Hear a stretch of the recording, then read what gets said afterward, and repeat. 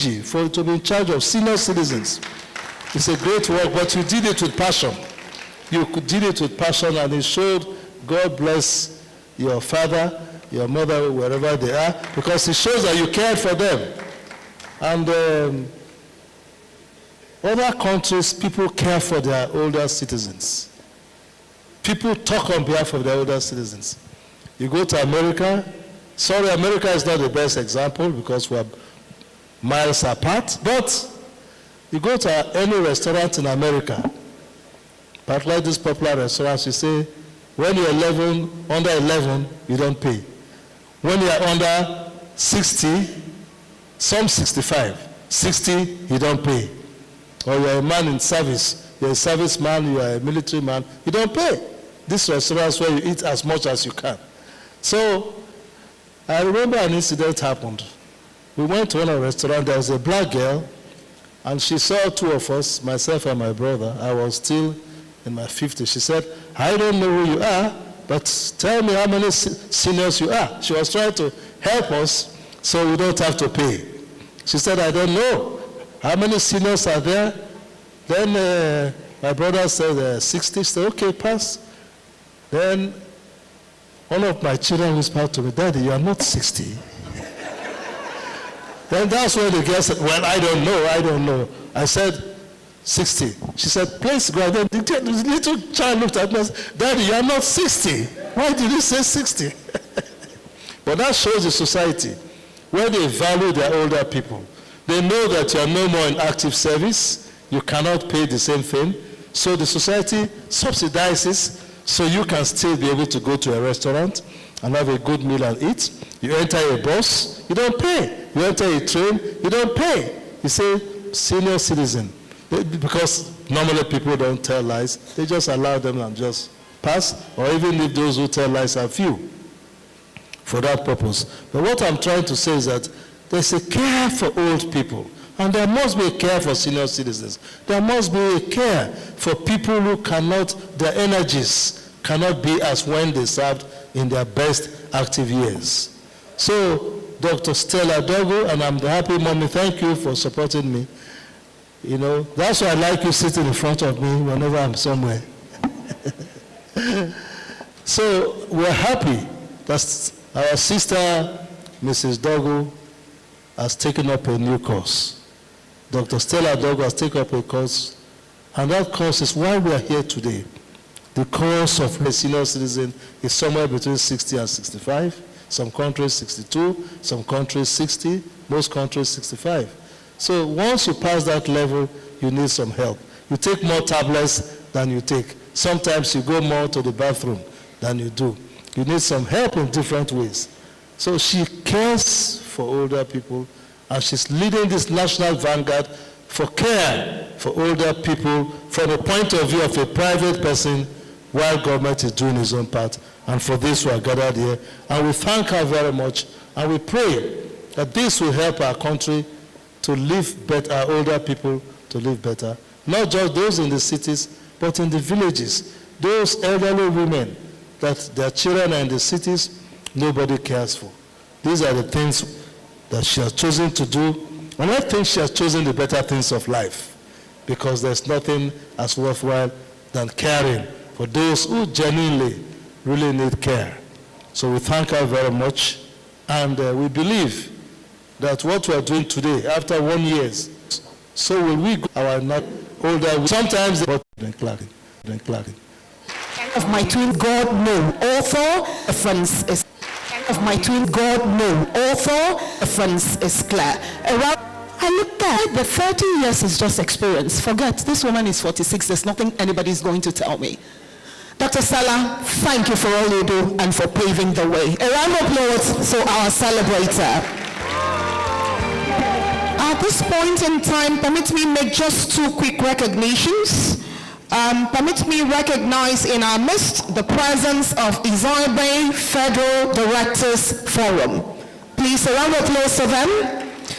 Permit me to also recognize the presence of the President, friends of Senator Doye Diri, who's here. Please, a round of applause, please. Technical, if you are ready, The audience is ready. Let the video play. Realize that they are also aging and they will get to that point. Well, I'm hoping that the children that are bringing up now, the children that are growing now, should learn that one day they will be old. Yes. If they do not have their elderly parents, it is doubtful if their own children will look after them. Old age is inevitable.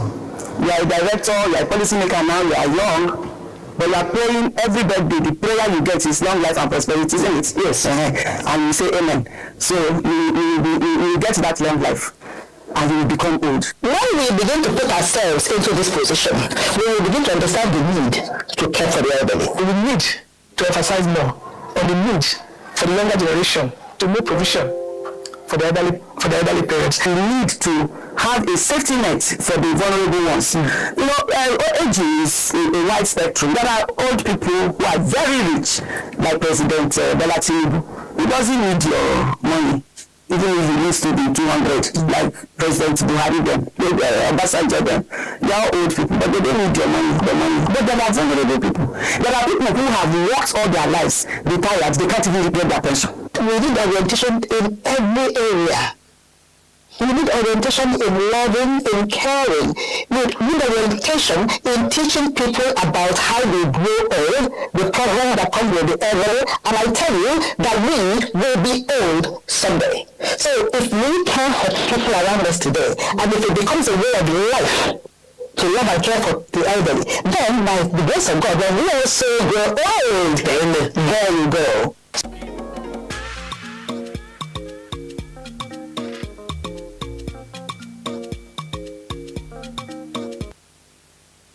The younger ones of today, they think they know better than the elderly ones. They seem to forget that we don't buy experience from the market. Yes. Some of these elderly people have gone through a lot. And if only you can sit down on their knees and listen, you can learn a lot. Never think you are too old to learn. The elderly people should try to understand the young people. The more you know what to do, how to look for answers. The younger ones of today, they think they know better than the elderly ones. They seem to forget that we don't buy experience from the market. Yes. Some of these elderly people have gone through a lot. And if only you can sit down on their knees and listen, you can learn a lot. Never think you are too old to learn. The elderly people should try to understand the young people. The more you know what to do, how to look for answers, the more you deal with that between you and the younger ones. So the young one, let them learn from them.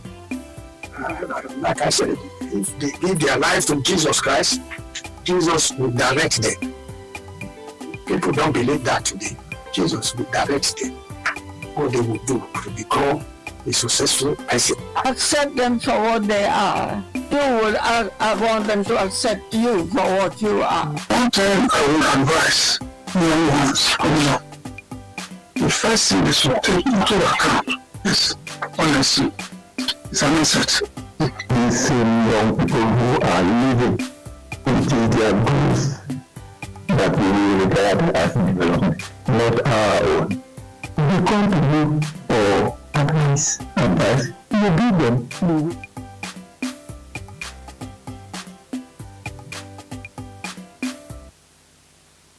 Dementia. Wow. It's one of the many ailments that the elderly face. There's Alzheimer's. Alzheimer's hits me on a very personal level. Dementia. Please round of applause for the technical team. We always do better. Growing old is an asset because the elderly represent a cusp of wisdom that if we don't tap into, we might lose the essence of living. But what does it mean to be quarter past 65? I've been mulling that in my head since I got the invitation. Away from the podcast, there are stories that are attached to being quarter past 65. Your Excellencies, distinguished ladies and gentlemen, join me welcome the Amazon, the shingles in his own land and went for representation. I mean that when I'm 76, I should sit elegant, a lover of the sisterhood, a builder of community, a politician per extraordinaire. Join me welcome Dr. Stella Dorgu. You're not clapping well. You're not clapping well. That's not my conqueror, the lion is, no, she's not coming down, just stand here. DJ. The emperor, the conqueror, the hero, the lion is here. Eh? The conqueror, the champion, the lion. All right, let's go. I'm going to go around the NGO on easy.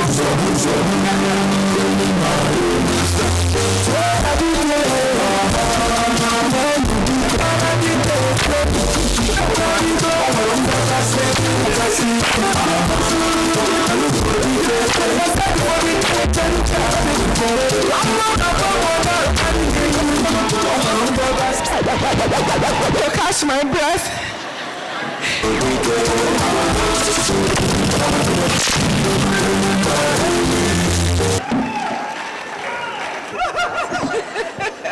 You're not getting old.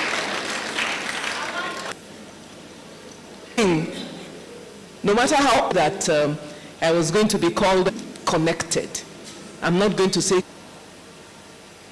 Excellency Dame Pauline Tan, Governor of Bayelsa State, Odudu, Premobowe. There's so many people who are involved when I was trying to put this program together. Just like he said, it wasn't about calling the governors and the ministers. Today is a day for us to look at the faces of some people who have been neglected, who have been shoved aside, and who also have shoved themselves aside because they believe that they can no longer contribute or people will not hear their voices. And I'm looking in the middle there, and I need to recognize this person. He's my very special brother, Sir Peter Iho, and also Dele.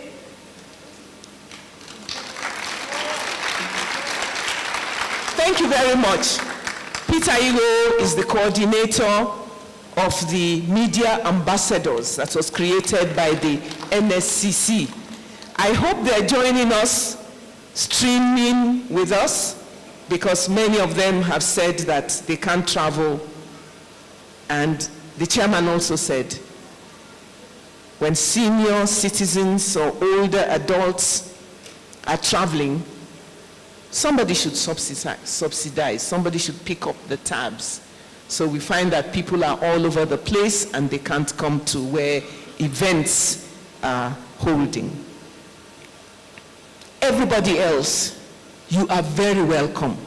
I'm so gratified, I'm so honored to see all these faces. Like I was saying, Dr. MM said, bring the older citizens. This day is for them. It's not about the people. This is not a power game that we're playing here.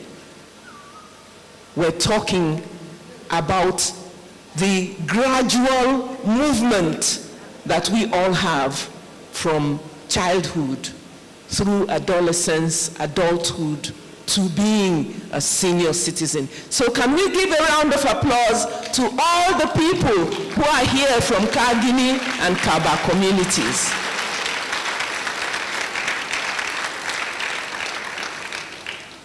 Dear friends, dear supporters and champions of our elders, with heartfelt gratitude, I welcome you to the first anniversary of 65 podcast and the first edition of the 65 Compendium. What began as a simple podcasting idea has blossomed into a national conversation, one that places the senior citizen back at the center of our collective conscience. In a world that moves quickly and forgets easily, 65 was born out of a burden to remember. To remember those who paved the way, who stood in the gap, who raised families, built institutions, and held society together. Turning 75 last year was a significant milestone for me. It made me profoundly grateful to God for my life and the accomplishments that I have achieved. It also brought the realization that I'm getting older. You can see that I'm not using the word old, I'm only getting older. Although I believe, as my daughter posted on the family platform today, she says, that's my mom. She's growing gracefully older. And so all of us must emulate her. And so the family platform is agog with that. And you could have seen what I was wearing. And I looked at the picture myself and I said, there you go, girl.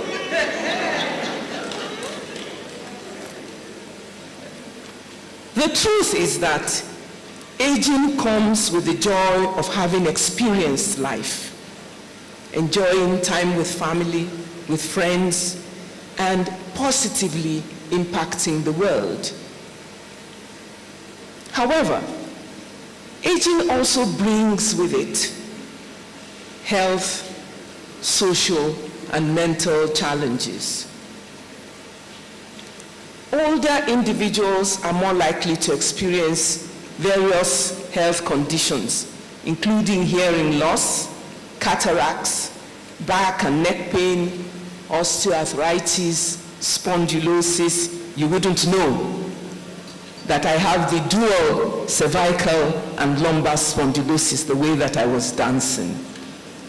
And Aisha, my sister, will always say, take am easy, now you don't go fit straight to your back again. I say, it no matter, this one, I go dance am first.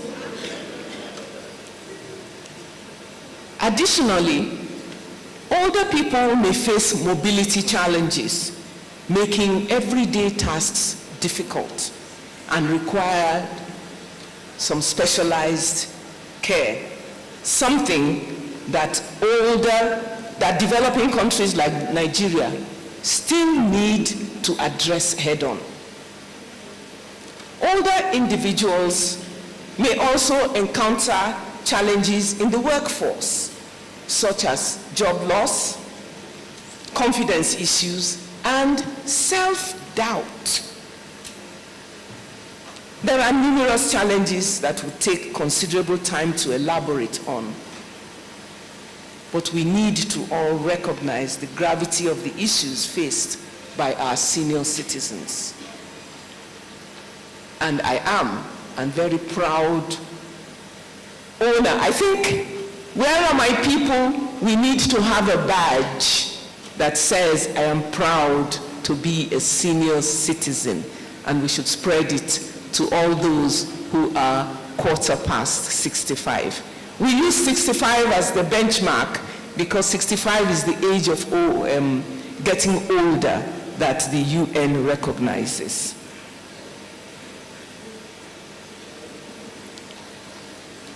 At that time last year, I pondered what could be done. What should we do? It was this reflection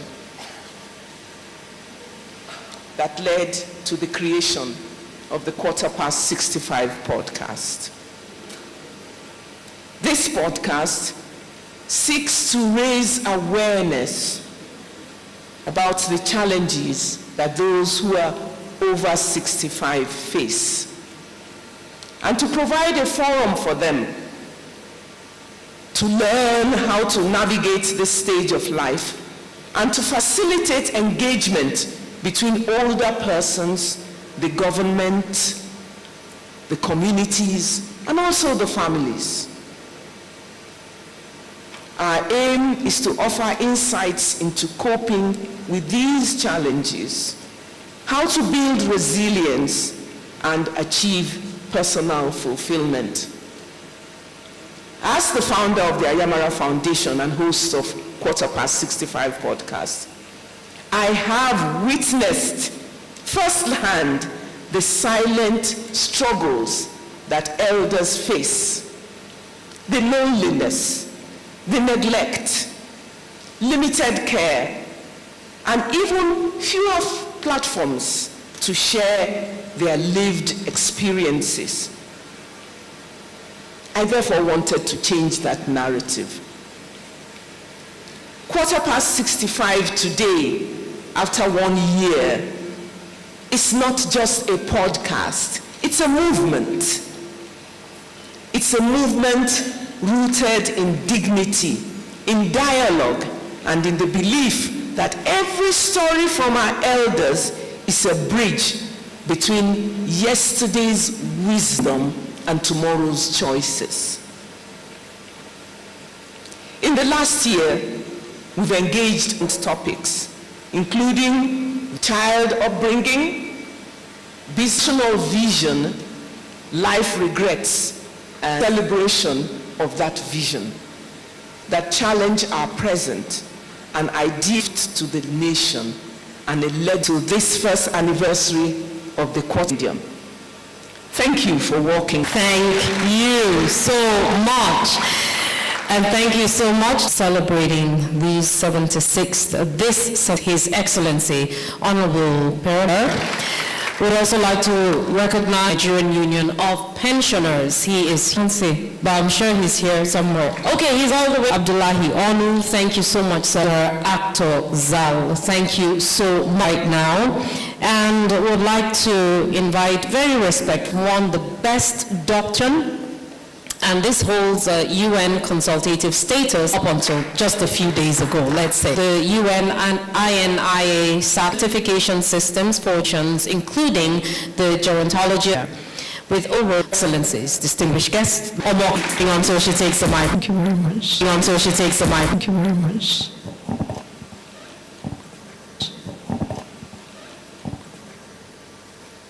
The chief celebrant, the Lord Temporal and Spiritual representative to be invited to give Dr. Person. Opportunists, one person being an opportunist, and then defining to garner the voices of older persons. Thank you very much. Legacy voices, and of course will take you 24 hours. It was a commonly accepted model, and children must care. So aging instance to older persons was seriously taken for granted. So that when you have family, the kinsmen, the children, the cousins, and then there was also the exchange theory, and then there was also the had a right to seek their own time, even up to 2013. Pensions coverage. Okay. The theme about growing old. And then the other was 60. How healthy are our people when they get to 60? And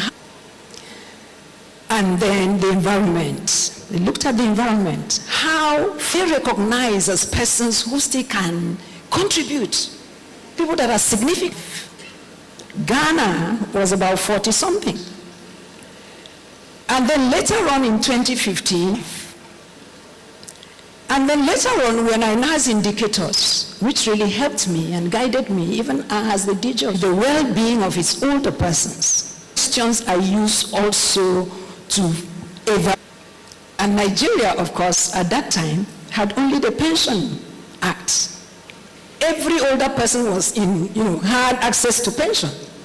But I was shocked that it was less than. So apart from the Pensions Act, please your aging. Because without a policy, you cannot articulate the problems. Policy is a plan of action to show that you're serious. So the next question is another thing to really put it down, how you are going to navigate the multi-sectoral. And then the next question will be, is it a dedicated entity? It issues of agriculture, housing, transportation, and then it came to programs, stakeholders, and so on and so forth. To cut this story short, is that Nigeria has made. But in 2017, Beijing had approval, and this policy is very comprehensive. Articulating the policy was now operationalized into a national plan of action. The leadership of the country became committed to now identify. They have a right to have their programs budgeted was the National Senior Citizen Center. I want to start was talking about, the chairman I think was the chairman was talking about the card is a work with NIMSI, and very soon that card will be rolled out. And so many things. That having said that, aging and issues of older persons, and really thank my sister, Honorable Stella Dorgu. 65 is that older persons have a right to speak up. Secondly, it recognizes that older people. And then also is also immobilizing major stakeholders categories. And I see most of them here.